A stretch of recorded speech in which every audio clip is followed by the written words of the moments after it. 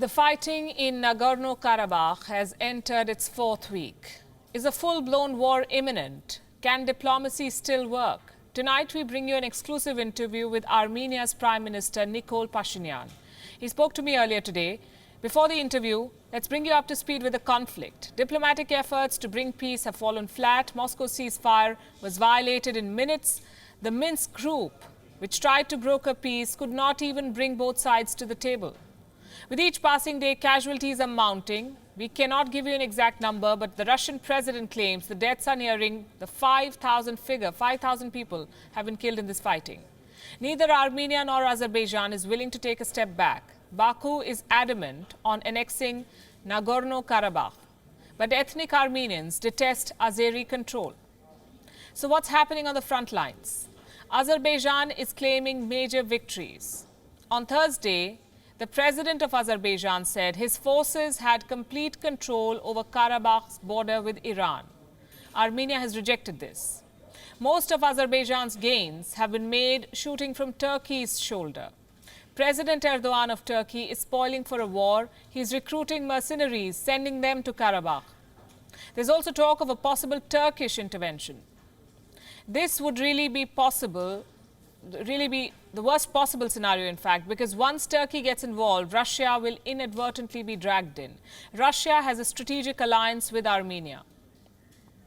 Neither side can hope for an outright military win. So despite repeated failures, diplomacy remains the best hope.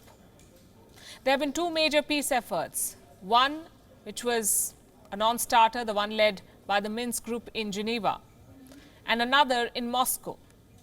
The foreign ministers of Azerbaijan and Armenia met face to face. They agreed on a humanitarian ceasefire, but it crumbled within minutes. Now the United States has launched its own mediation.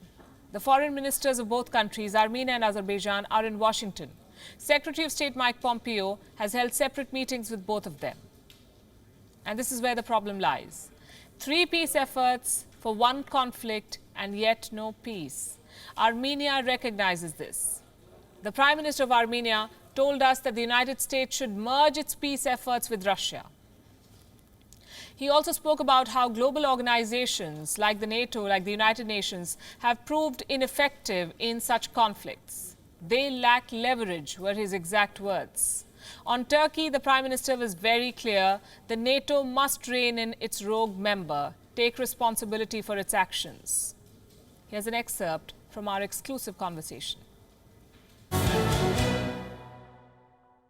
Hello and welcome to WION's Global Leadership Series. With me today is the Prime Minister of Armenia, Mr. Nikol Pashinyan, and it's good to have you on WION. Welcome to the show.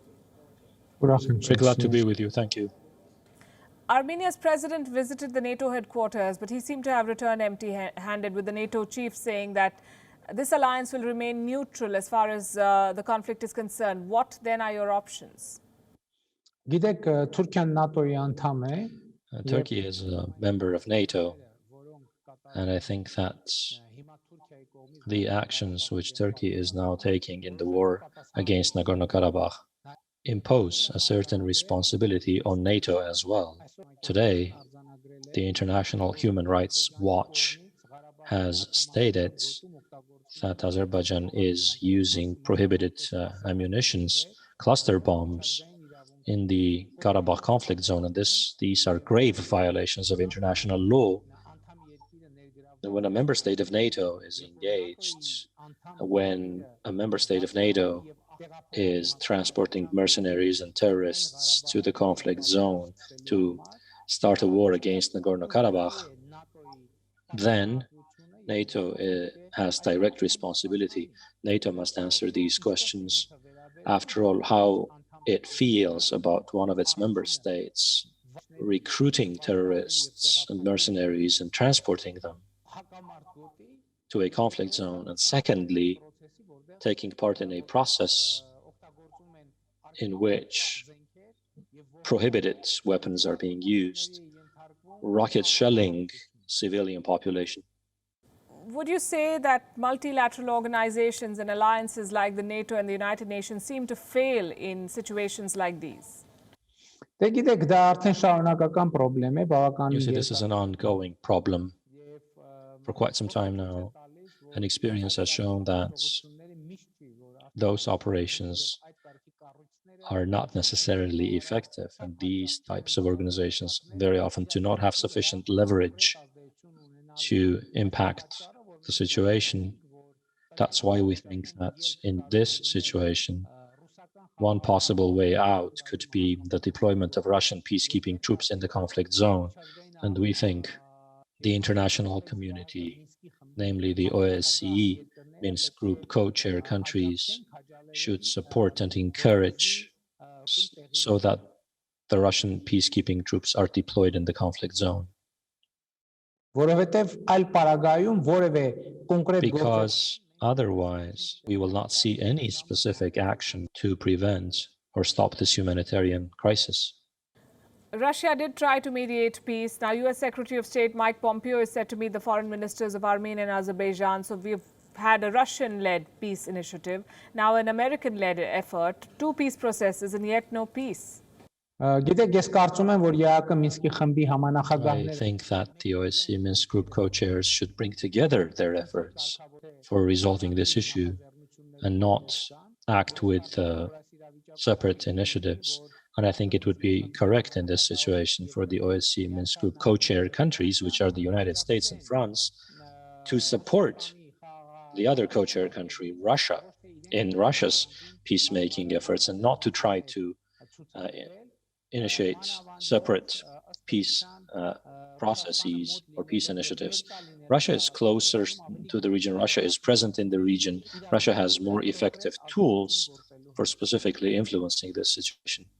So will you not participate in a US-led peace process if that's what Washington insists on? We do participate, of course. We do participate. And our Minister of Foreign Affairs is already in Washington, is set to meet Secretary of State Mike Pompeo.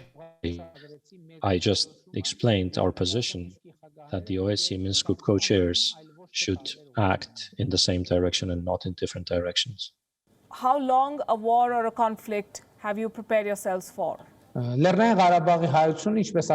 Armenians of Nagorno Karabakh, as I said, will fight till the end to defend their security, but I hope that our diplomatic efforts will stop the war as soon as possible.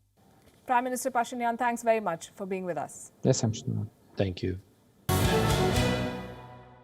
Thank you for watching Gravitas on WION's YouTube channel. If you want to stay up to date with what's happening around the world, then subscribe to our channel and don't forget to like and share. Thank you very much for watching WION. The World is One.